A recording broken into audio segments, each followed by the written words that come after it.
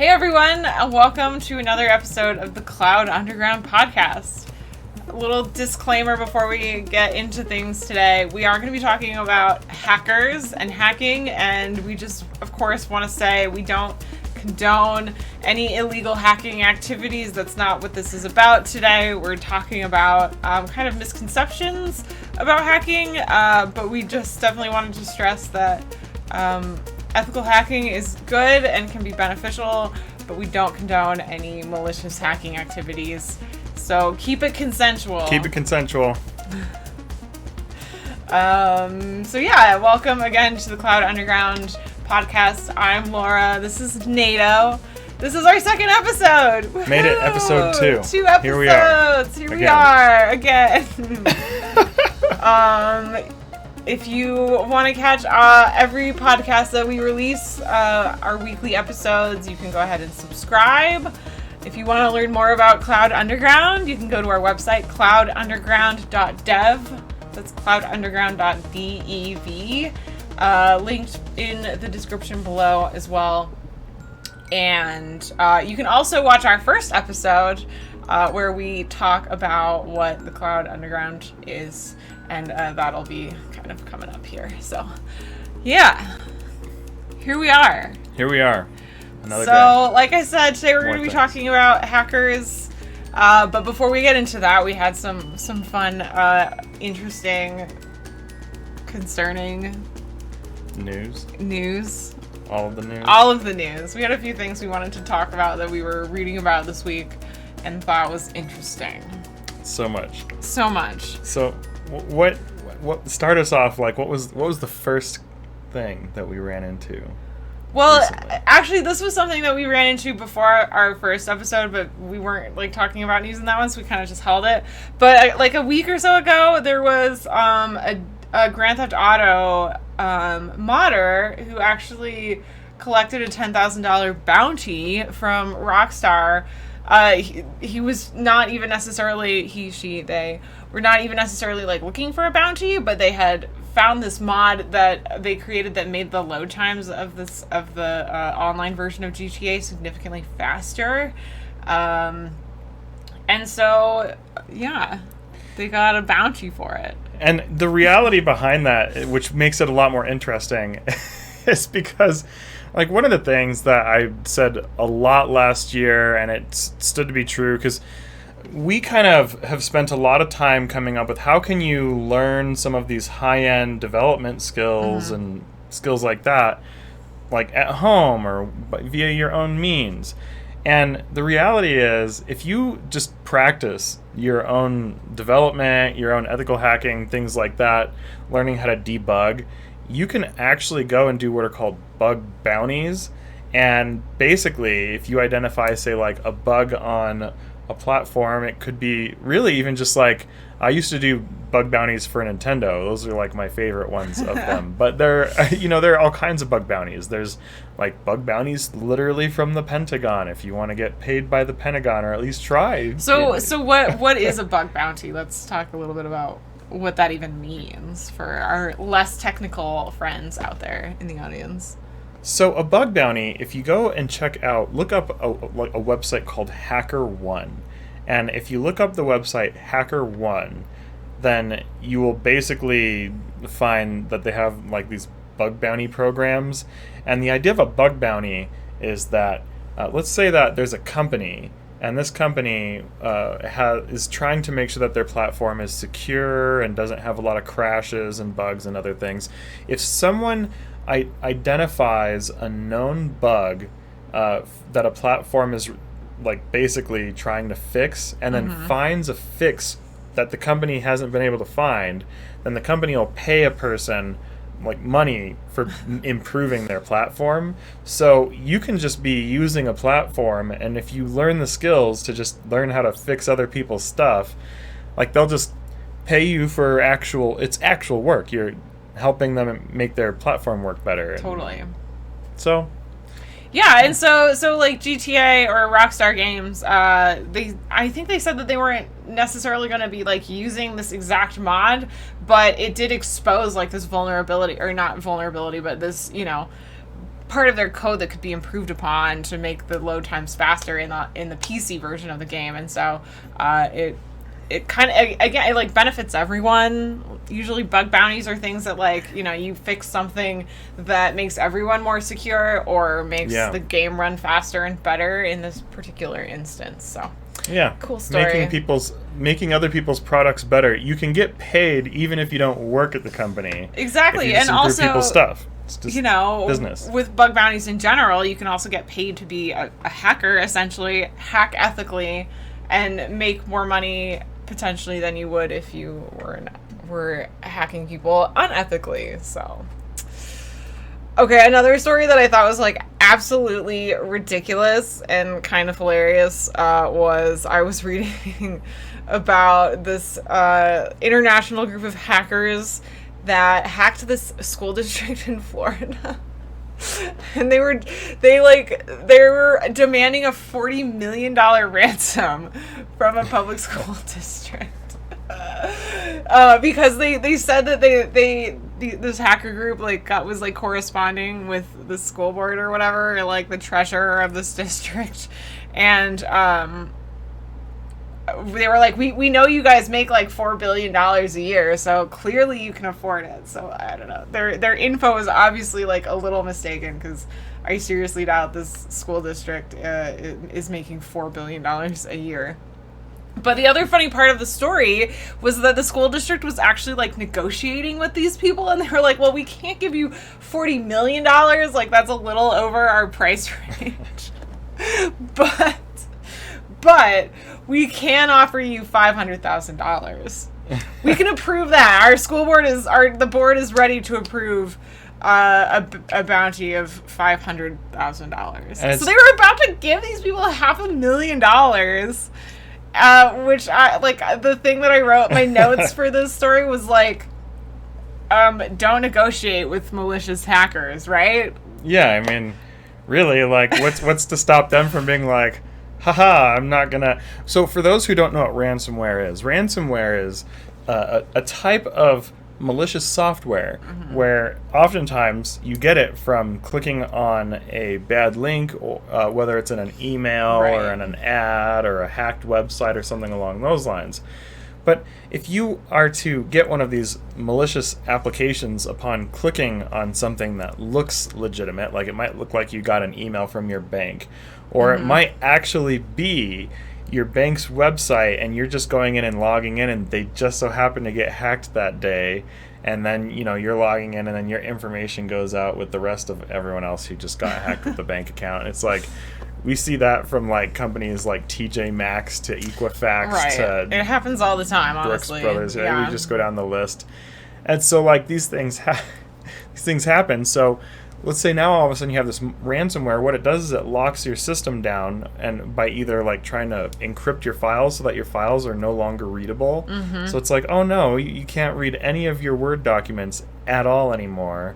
Or it'll like make it to where you can't use your computer at all. So that's what ransomware is. Yeah, I think actually the ransom attack on this particular district did a number of things. I think it shut down all of the computers. They said that they encrypted their servers, and then of course they were demanding a ransom to prevent them from releasing all of this personal information, because they downloaded, apparently the hacker group claimed that they had like a few terabytes of like personal data for the students and teachers of this school district. So, oh no, $40 million. We can't do that, but we can do $500,000. Yeah, let's talk about it. Let's not negotiate with the hackers. We don't mind paying something. So, you just got to ask the right amount. Right. Yeah, like, let's just encourage this sort of behavior. Don't do it. Right.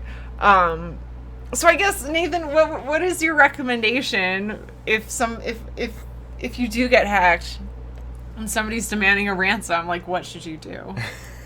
It's a little confusing, because if you don't have like an IT team, that can be a little bit of a trickier question. Yeah. Because you probably do need to go and try to find some form of a service.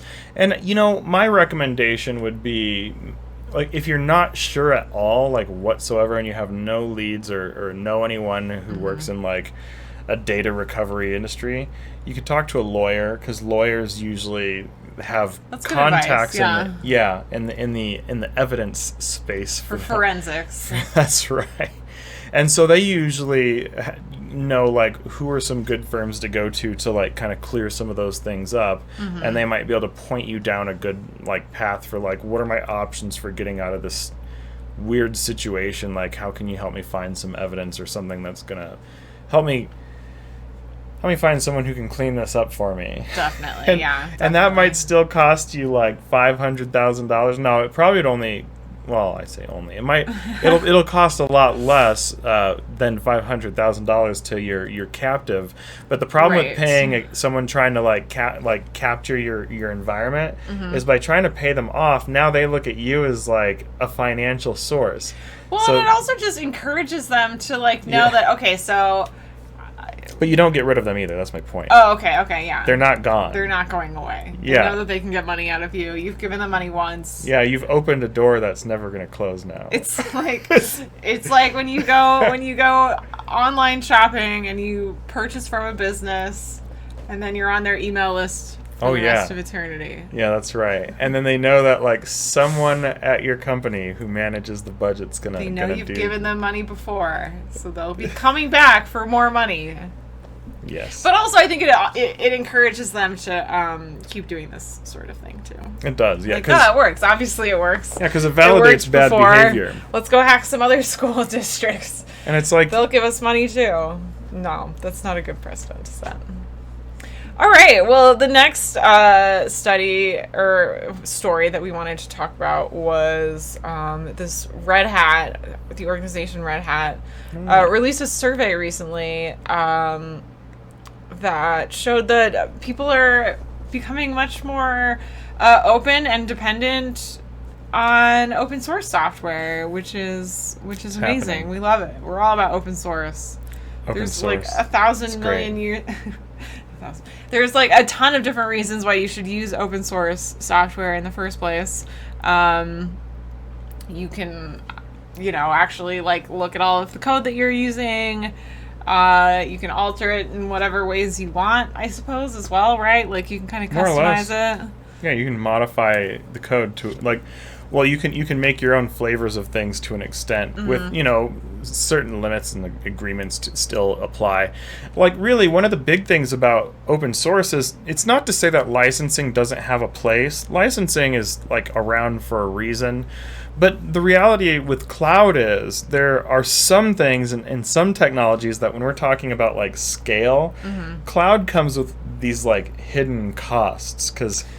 you're doing things, you're like moving data around, and it's really easy to just all of a sudden find like thousands of dollars of unexpected costs that you were like, where are these costs coming from?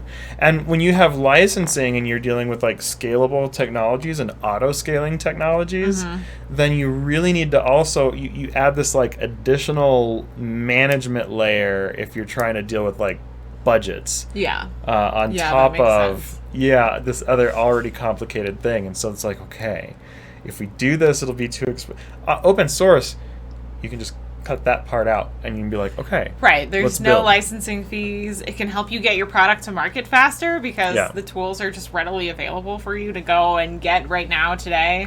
You don't have to worry about getting budgetary approval, making these big purchases or whatever for proprietary software. And a lot of people see, according to the survey, open source software is more secure than a lot of proprietary software. So I think that's amazing, especially as companies shift to cloud native environments. And more, these open source solutions are becoming incredibly valuable. And there are going to be questions around, like, because whenever someone starts making claims about something is more secure than or less secure than, one thing I do want to emphasize, because there's something that the market has an awful habit and tendency of doing that you even see, like, in the media, where people talk about, like, what's more secure, what's less secure, but there's a discussion around, like, why is it that, generally speaking, open source trade has some general tendency for greater security. And that's a really weird discussion to have, and it's a discussion that, like, at a high level, I won't get too deep into this, but to kind of touch on, like, what are the kinds of things that make open source more secure? In a weird way, true security comes from, like, company culture and company thinking. Definitely, that's a really good point. Yeah, and so it's like, how does the leadership think of security? How does the leadership consider, like, managing the team and their habits, and do people think, like, okay, so let's kind of do things with security in mind? So in the context of open source, there's always been, like, a greater degree of concern. So usually when people hear open source, you get this, like, extra looking lens that gets on it. And the other thing about open source is licensed things. The bonus about licensed things is that you get, like, support teams from these other businesses where you don't have to have your own staff. The downside is you gotta pay for that service. Open source, it's like all of a sudden you lose all that help, but you don't have to pay for the service. But what open source brings is it does have somewhat of a mandatory requirement to upskill your internal team. Sure. And when you're putting your money into your people versus outsourcing that talent, you're still paying for it. The difference is when you're paying for it in-house, it stays in-house, and you can get, like, your own documentation and things. And then that's what open source really starts to bring, is people making their documentation about how their company does it. And when one company does things differently from another company, then it's harder for a hacker to come in, and if an environment's different from another one because people think differently, then it gets a little harder to hack. Versus if someone's hacking a standardized service that always works the same way in every ecosystem because it's licensed, because every environment's infinitely more likely to work the same way, like SolarWinds. I'm going to say it. Sorry, SolarWinds. Then it means that it's like, oh, we can assume that all of these environments are going to work the same way because the legwork is done by a nuclear team, more or less, and that nuclear team, if they don't have things together, then everyone's doomed. Right. So it's a touchy trade. Interesting. Yeah. No, that's a really good analysis. Thanks for breaking that down. Definitely. All right. Well, I think it also, this all kind of ties together, too, into our greater conversation today, which is the theme of our episode, which is hackers. Hackers.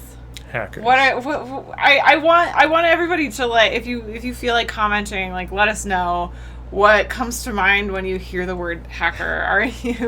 Are you in the cyberspace? Is this something that you talk a lot about, or are you kind of new to this realm and you have, like, specific things that come to mind when you hear that word hacker? Hacker. Yeah, hacker. What is the hacker? What does it mean? So actually, while I was researching this, of course, I put into Google hacker. And when you Google the term hacker, literally what it says is a person who uses a computer to gain unauthorized access to data. So even, like, the dictionary definition of hacker that you find, like, right at the top of the search on Google has all these negative connotations. Unauthorized cracking into, like, computer systems. And really, I think that's what, like, most people think of when they think of hacking. It's like there's always little, like, stereotypes of, somebody in, like, a dark basement with, like, a hoodie on, or, like, a Guy Fawkes mask or something like that. A lot of times they're portrayed as, like, terrorists and, like, criminals, and it's just this really, like, a lot of, like, negative connotations. The other thing that often, like, comes to, I think, people's minds when they think about hackers is this idea of, like the meddling kids, which a lot of hackers do get started when they're young. NATO, for example, like, if you want to take the moniker hacker, maybe you don't, but, like, you started kind of delving into cybersecurity and stuff as a kid, and doing bug bounties for, like, Nintendo, and somebody who does bug bounties is, it is considered like hacking, right? Like, but it's ethical hacking. So that's the other thing that we want to really like stress is like there's good hacking, but then there's also like, but then there's, you know, well, okay, so there's the bad hacking that most people like see portrayed in the media and like think of most often. But then on the flip side of that coin, there is good hacking, and there is, I think, it is like kind of an important part of cybersecurity and making the world and the internet a more secure space is having, you know, the ethical hackers of the world. An inventor is a hacker, because all hacking is taking something and trying to repurpose it, or maybe try to find a way to improve it.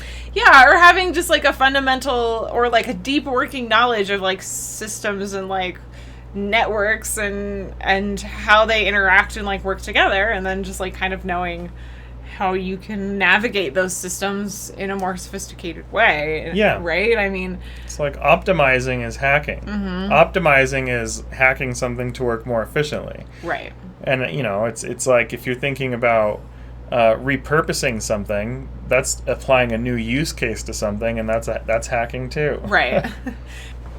So one thing I when I was researching for this that I found really funny was that this whole idea of like teenagers like being these amazing hackers who like unwittingly like almost, you know, destroy society with their naivety and amazing skills.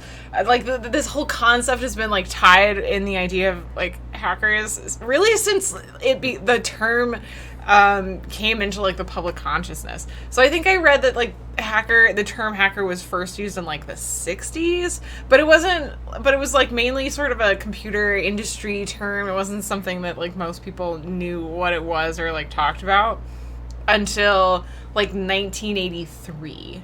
There was a film called War Games, and in this film, this like 16-year-old kid played by Matthew Broderick. Actually, this film gets like really well reviewed, so I kind of want to watch it. I've never seen it, but we're going to put it on the watch list after this. So we'll report back how War Games is. But anyway, he like this kid accidentally like hacks this supercomputer, thinking that he's like hacking. He's just like playing a game or something. And then, of course, it was like 1983 during the Cold War. He almost triggers like the nuclear war between like the USSR and the US, and the destruction of the planet from nuclear destruction. Yeah, so it's just like, which is just like, you know, of course, a funny concept for like, a film. Oh, I just accidentally almost destroyed the world. I was trying to play a game, and then I almost blew up the planet. I thought I was just a video game. But then this idea that like kids were like amazing like hackers was kind of cemented because later that same year in 1983, this group of like 17-year-olds who had this like little hacking guild or whatever out of Milwaukee, they hacked a bunch of like major organizations in the United States and Canada, including like the Los Alamos National Laboratory and the Sleater Kettering Cancer Institute and like some major bank, like so it kind of became this like, you know, and then after like that, so it kind of became like this scary thing. All of a sudden hackers were like, you know, disrupting society, and so I don't know, I think that kind of like started scaring people a little bit. Like hacking wasn't like this fun thing that like normal people did to help the world. It was like something that stupid kids did to almost destroy society, you know. And then like more and more it was becoming like stigmatized, and so this also kind of led to this hacker who went by the moniker The Mentor. He released the Hacker Manifesto. Have you ever read the Hacker's Manifesto? I haven't read it. Okay, well, we're gonna link it. I'm gonna read a little bit of it because it's just kind of it's interesting. This is our world now, the world of the electron and the switch, the beauty of the bod. We make use of of a service already existing without paying for what could be dirt cheap if it wasn't run by profiteering gluttons. And you call us criminals. We explore and you call us criminals. We seek after knowledge and you call us criminals. We exist without skin color, without nationality, without religious bias, and you call us criminals. You build atomic bombs, you wage wars, you murder, cheat, and lie to us and try to make us believe it's for our own good, yet we're the criminals. Yes, I am a criminal. My crime is that of curiosity. My crime is that of judging people by what they say and think, not what they look like. My crime is that of outsmarting you, something you will never forgive me for. I am a hacker, and this is my manifesto. You may stop this individual, but you cannot stop us all. After all, we're all alike. Which I kind of love that, honestly. Like, it's kind of cool. It's like this sort of, it's kind of pretty to the point. Yeah. It's interesting because it was just sort of like there was like this stigmatization, and there still is a stigmatization of hackers, and most people are just they're just curious, like. Yeah, we sometimes just want to know how things work. And I think that people sometimes forget that we have our own, like, accountability and our own agency and our own, like, self-control and our own, like, morals. And it's almost like you might think that, like, just because someone is a hacker, like, what if they just suddenly lose all of their morals or something? Like, it doesn't work that way.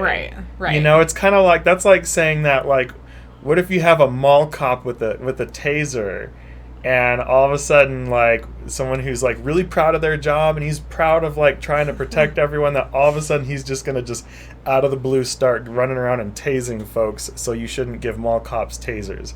That makes no sense. Right. Then all of a sudden, like, something that would be a valuable, like, tool to help a mall cop all of a sudden, like, makes them like a villain, and it's we do a little bit of that in society. Well, we definitely do. So it's like, again, so there were some hackers who maybe did some malicious things, and then all of a sudden all hackers are bad.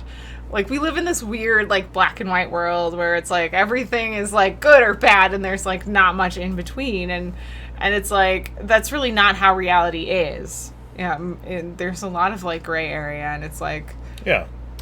These people aren't inherently bad. If someone says hack this bank, you can say no. Like, yeah. And of course, there are always going to be kids out there who are going to pull pranks like that kid who hacked Twitter, which honestly, like, that was like a social engineering attack, which I think is like really interesting, right? Like, but he just got sentenced to like 3 years in juvie for that whole incident. So there's always going to be like those sorts of people, but I don't think that. Like, it's just like anything else. It's like there will always be like little petty crimes. There will always be like crimes of intentionality.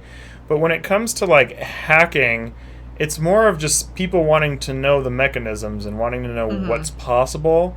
And there's, if there's someone with like a moral compass, it's no different from a person just walking down the street. Like, if you have neighbors who you've had for 10 years and they've never just like decided to just like ram into the side of your house on purpose, they're probably not going to do that. It's just right. It's the same with like just because someone has the skills doesn't mean they're going to go do something crazy.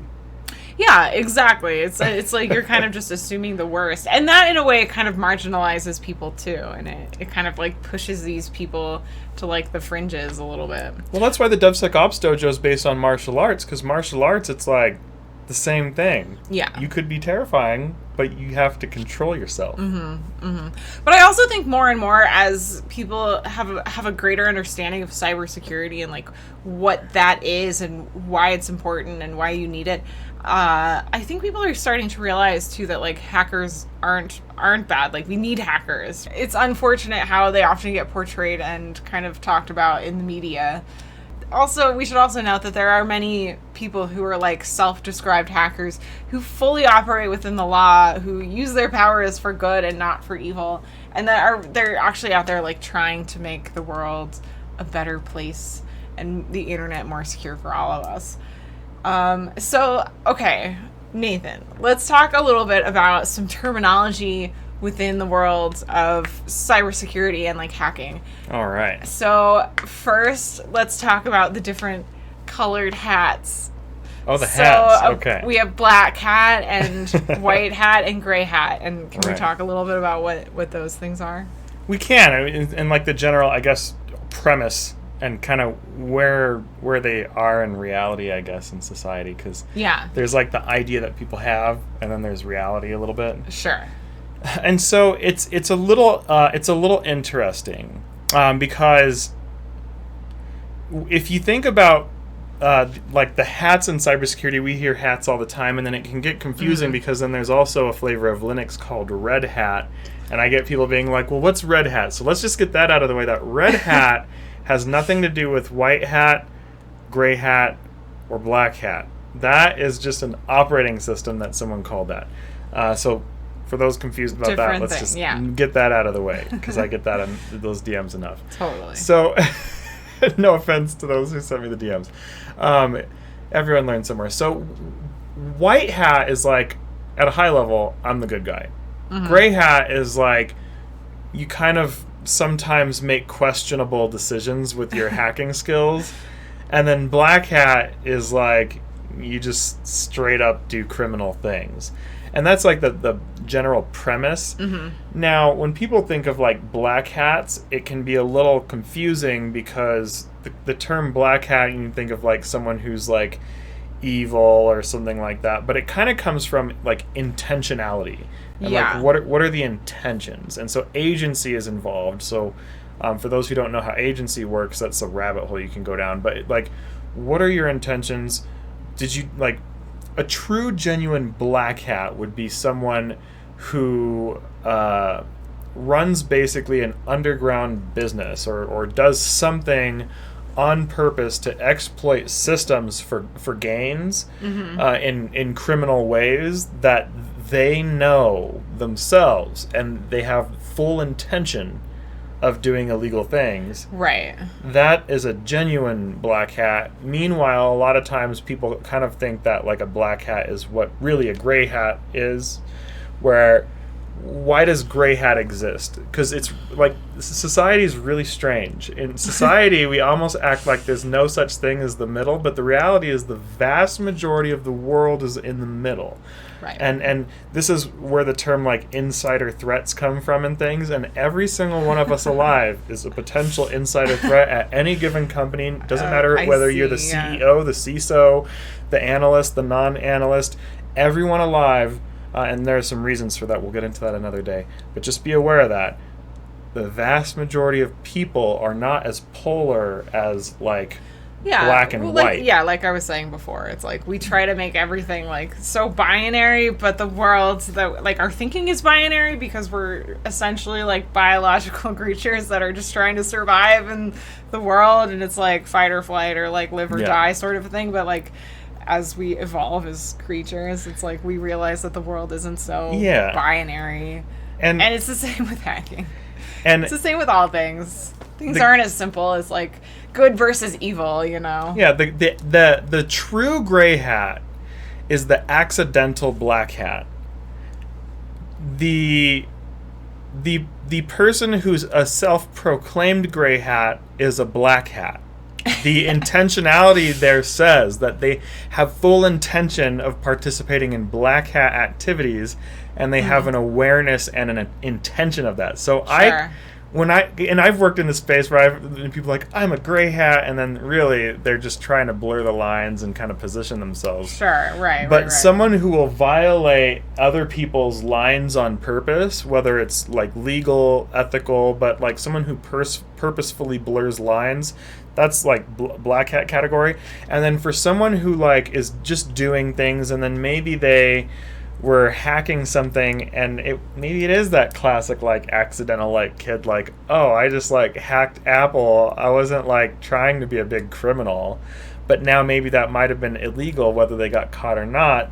That goes into gray hat territory.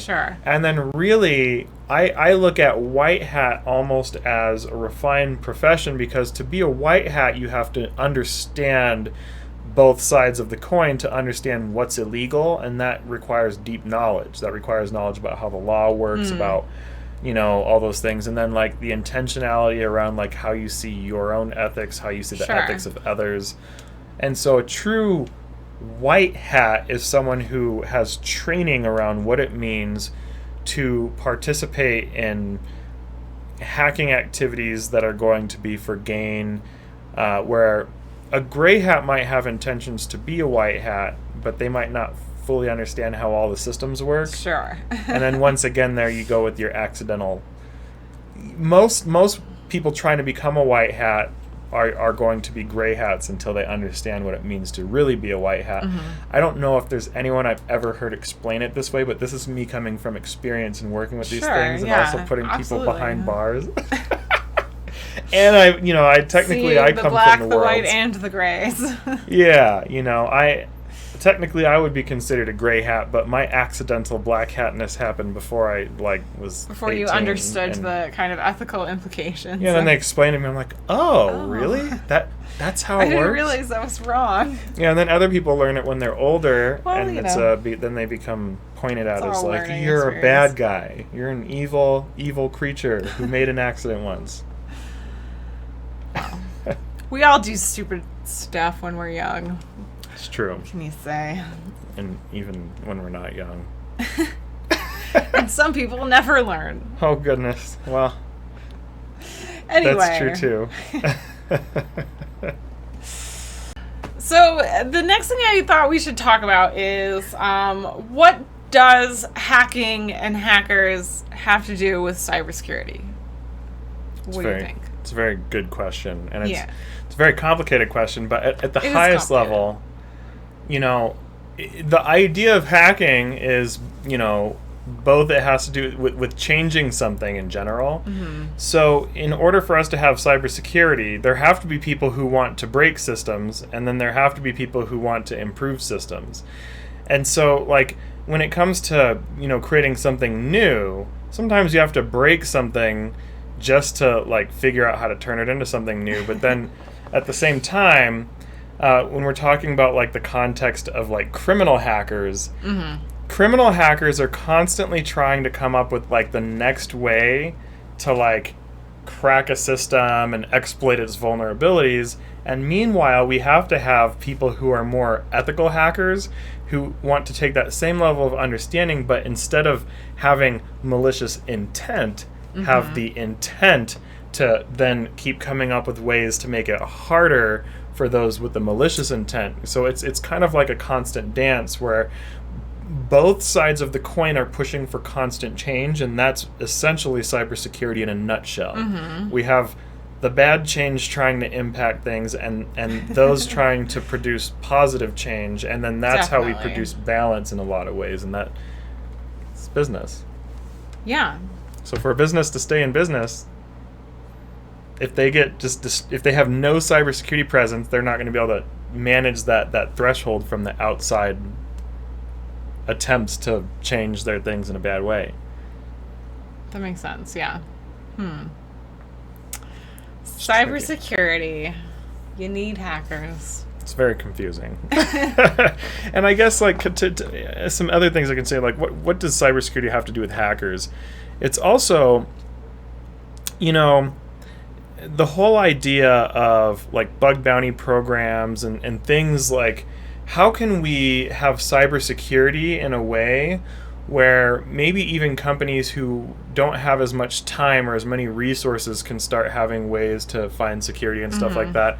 They can put up for, like, bug bounty contracts and things of that nature where they're like, maybe we can't afford a cybersecurity team, but what we can do is we can put up bug bounties and say that, well, like, we can't necessarily pay people the annual salaries, but if someone finds the fix to this particular thing, we'll give you this guaranteed amount that we have budgeted for that, which, then it's low risk for companies to be more secure, and then it also opens doors for people to learn or to build a career around these sorts of things, to really be able to do things that can change and impact society, and even, like, what we're doing is technically ethical hacking with like the DevSecOps dojo. Definitely.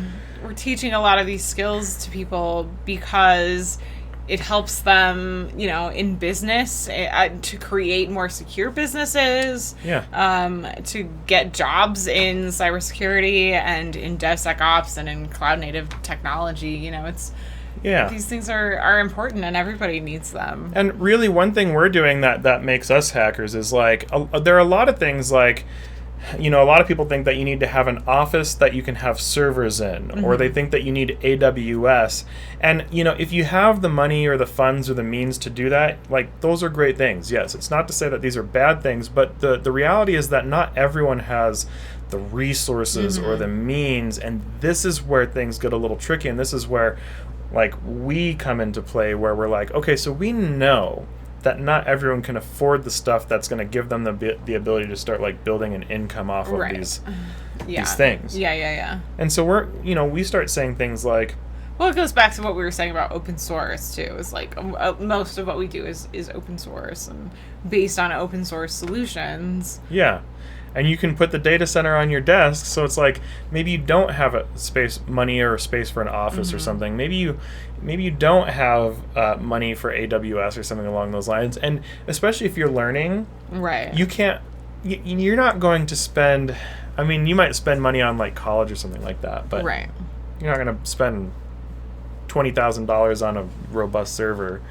Right. Totally. And AWS can be a little complicated for beginners, and then you have the costs on top of that trying to learn. Right. Makes learning expensive. Very expensive. Hard to budget. But to get back to, what we were saying, I think my last question, Nathan, is should we be afraid of hackers? Yes. Because they're going to swoop in from the sky and they're going to hand you some pancakes and some eggs without butter, and that's a crime. That you can't do it without butter. Like, I don't know what's wrong with these people. And syrup. But really, you shouldn't be scared of hackers. You should be scared of individuals who might like wish you harm. That's a completely different story. But the term hacker, like if you've ever gone and modified something, or you've gone and tweaked with something, or tried to improve something, or tried to make something better, you're a hacker. So then in a way, saying that we should be scared of hackers is like... if you use a VPN to watch Netflix in the UK or Japan or something like that, you're a hacker. Yeah.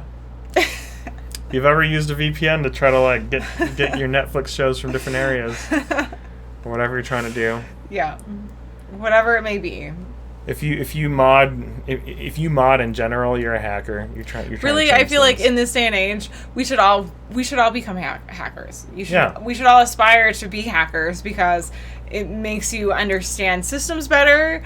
We're in such a like interconnected, like internet-driven society these days. Like everyone should have these skills. It's all about curiosity. Yeah. If you're curious and you like to challenge the standard, you know what? We're all just curious individuals, and as long as the intent behind that curiosity is to learn and grow and make the world a better place. Yeah.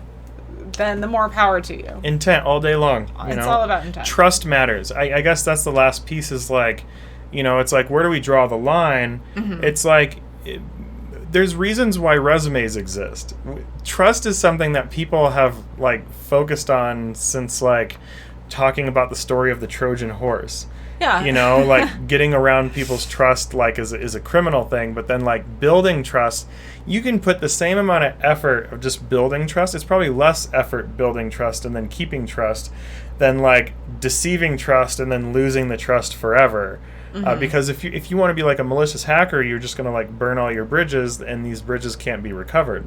But when you use your hacking skills for good, then for every person that you help, they're going to go tell their little circle that you helped them. And then you're going to go help someone else, and then they're going to tell their little circle that you helped them, versus telling everyone to stay far away from you and watch out for this thing.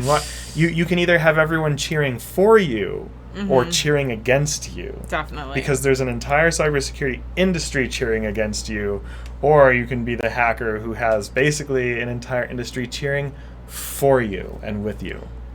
So there you go. Hackers. It's not a bad thing. It's not necessarily a dirty word. It can be, but it depends on your intent and what you're trying to do. And we shouldn't necessarily be afraid of hackers. We shouldn't keep our children from learning these skills because it's important for everyone's security and for the security of the internet. So change the world. You know, somebody's whose opinion I really want to hear right now about the subject of hacking and hackers and cybersecurity. Who? Augustus! Buddy doggy! Augustus, can you tell us what you think about hackers? Augustus? He's just like, buddy. Oh, good boy. Yeah, Augustus, what do you think? Oh, good boy. Yes, good boy. Tell us more. Can you tell us more? Augustus. Oh, yes, good boy. Good boy. Yes. Oh, thank you for giving us your take as well. Augustus, what else? Oh, yeah. Good boy. Augustus, tell us a story. No way. What did they do after that? Augustus, what did they do after that? Really? No way, buddy. And then what did they hack? Did they like it? Oh my goodness. Augustus, tell us one more thing. Oh my goodness. Oh my goodness. Okay. All right. Good boy, Augustus. He's got some words of wisdom and some interesting stories. Thank you for your knowledge. You're a good boy. Most dangerous hackers ever. Most dangerous hackers ever. Well, there you go. That's another episode of the Cloud Underground podcast. If you like this episode, go ahead and give us a thumbs up. If you didn't like it, that's okay too. And subscribe to our channel. And if you have anything that you'd like us to talk about in future episodes, leave us a comment. And yeah. Thanks for watching. Thanks for watching. We did it.